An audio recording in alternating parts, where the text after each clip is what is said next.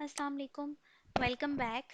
आज का हमारा टॉपिक है इंडेंजर्ड स्पीशीज इन पाकिस्तान।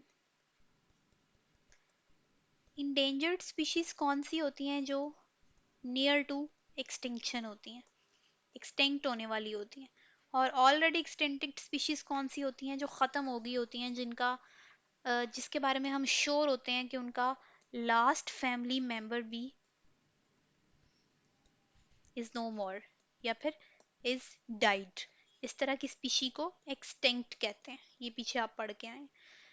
और इंडेंजर्ड उसको कहते हैं जो एक्सटिंक्ट होने वाली होती है, जो खत्म होने वाली होती है। मेन रीजंस भी हम पढ़ के आए हैं पीछे के स्पीशी के एक्सटिंक्ट होने की वजह क्या होती है।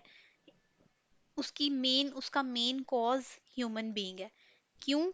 क्योंकि हम दरख्त काट देते हैं, उन जगहों पे हम अपने घर बना लेते हैं, फॉरेस्ट्स को ख़त्म कर देते हैं और वहाँ पर कॉलोनीज बन जाती हैं। दरख्त काट देते हैं क्योंकि उसकी लकड़ी हमें चाहिए होती है। तो इस तरह हम उनके हैबिटेट को डिस्टर्ब कर देते हैं, जिसकी वजह से वो उनकी डेथ हो जाती है। ये सब कुछ होता है due to human activities. The biodiversity in Pakistan is facing a great loss. ठीक है, कुछ स्पेशल उसकी फ्यू एग्जांपल्स हैं जो कि इंडेंजर्ड होने के करीब हैं इन पाकिस्तान के, वो आपने डिस्कस करनी है। उसमें सबसे पहले है इंडस डॉल्फिन।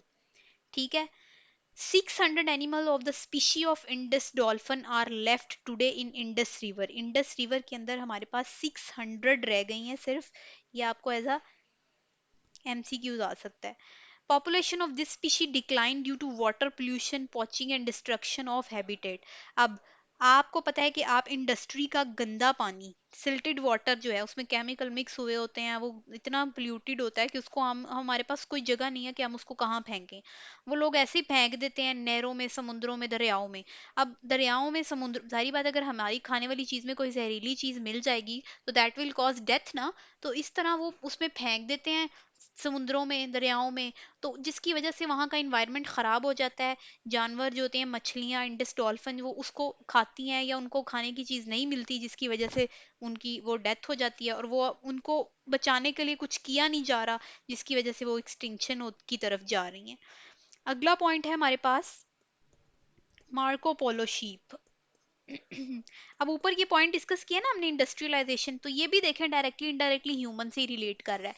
केमिकल्स वगैरह हम ही इस्तेमाल करते हैं ना इंडस्ट्रीज में, तो हमें ही चाहिए कि हम उसको अच्छे तरीके से बचाएं, हम अपनी सी की जो पॉपुलेशन है उसको बचाएं, लेकिन ऐसा नहीं होता।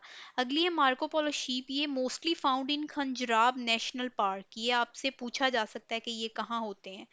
खंजराब national park, right. Their number have been rapidly decreasing in the last 2 decades। ठीक है, ये भी खत्म होते जा रहे हैं। क्यों? क्योंकि इनका हैबिटेट भी डिस्टर्ब हो रहा है, इनको रहने के लिए जगह नहीं मिल रही, इनकी बीमारियों के लिए वैक्सीन्स नहीं मिल रही, इनको proper food, proper medicine, proper vaccines नहीं मिल रही, जिसकी वजह से ये मरते जा रहे हैं और इनकी आगे फर्दर नस्लें बढ़ नहीं रही, राइट। अगला पॉइंट है हमारे पास होबरा बस्टर्ड। ये एक बर्ड है।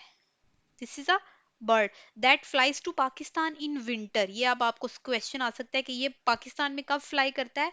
In winter season. कहाँ से फ्लाई करता है? From Soviet territory. ठीक है, और वहां पर सेटल हो जाता है ये चोलिस्तान में या फिर थर्ड डेजर्ट में। The decline in its population is due to hunting by foreigners and destruction of its habitat। अब ये भी किस लिए मर रहा है? ये सर्दियों में बाहर से आता है पाकिस्तान में, उन दिनों में इसकी हंटिंग की जाती है।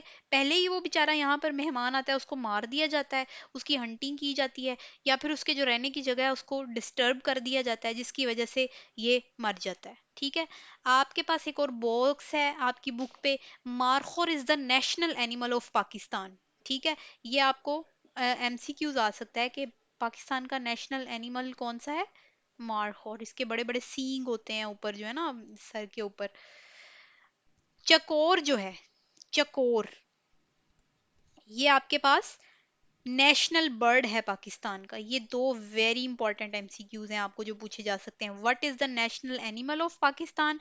मार्खर is the national animal of Pakistan और chakor is the national bird of Pakistan. ठीक है, अब इसमें आपने ये पढ़ा कि ये जो दो हमारे पास इम्पोर्टेंट तीन इम्पोर्टेंट हमने जो स्पीशीज हैं उनको डिस्कस किया जो इंडेंजर्ड हो रही हैं, और पाकिस्तान में इन पे प्रोजेक्ट्स भी स्टार्ट कर दिए गए हैं इनको बचाने के लिए, कि इनका इनका हैबिटेट अच्छा किया जाए, इनको फूड प्रोवाइड की जाए, और सबसे इम्पॉर्टेंट चीज़ इनकी हंटिंग पे पाबंदी लगाई जाए। जब हंटिंग पे पाबंदी लग जाएगी तो फिर ये एक्सटिंक्शन की तरफ नहीं जाएंगे। एक एनिमल है जिसको पहले ही ना खाना अच्छा मिल रहा है, ना डाइट अच्छी मिल रही है, ना फूड अच्छी मिल रही है, उल्टा रहती कसर आप उसको मारते जा रहे हो, ठीक है, तो वो उसकी ना ब्रीडिंग होगी ना वो आगे बढ़ेगा, तो इसलिए वो एक्सटिंक्शन की तरफ जा रहा है। इंडस डॉल्फिन तो इसलिए जा रही है क्योंकि हमने सी के इन्वायरमेंट को बहुत ज़्यादा डिस्टर्ब कर दिया। अब हम जिस इन्वायरमेंट में रहते हैं इसमें अगर हवा में हमें प्रॉपर हमें इन्वायरमेंट ना मिले तो इंसान भी बीमार हो जाता है ना, इस तरह ऑर्गेनिजम्स भी बीमार हो जाते हैं, और वो